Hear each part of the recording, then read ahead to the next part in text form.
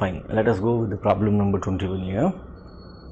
Right, solve 106 into 106 minus 94 into 94.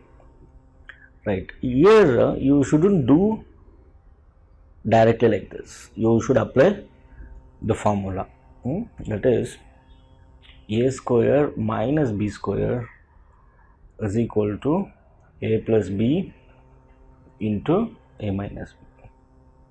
This is very important thing. You will get the answers in this way also, but it will take time. So instead of that, it's very simple. Let me go with this.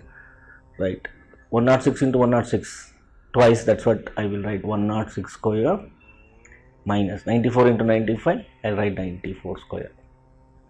Right, now this is in the form of a square minus b square, correct. So I can write like this: 106 plus 94, that is what? A square minus b square is equal to what?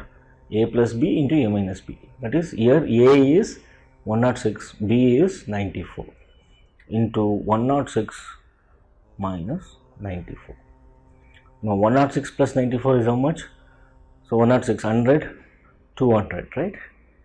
200 into 106 minus 94, 6 minus 4 is 2, right? 10 minus 9 is 112. Multiply it. 12 zeros are 0, 12 zeros are 0, 12 twos are 24. 2400 is the answer, right? But you shouldn't go in this way, that is 106 into 106, right, minus 94 into 94. It will eat up a lot of time. Okay, you will get the same answer. You can test by yourself. That is 106 into 106. First you will multiply, you will get some product, right? That minus this, but it will take time. But don't do that. You can adapt the algebraic equations. That is, a square minus b square is equal to a plus b into a minus b.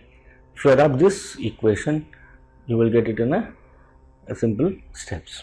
Right, the answer is 2400.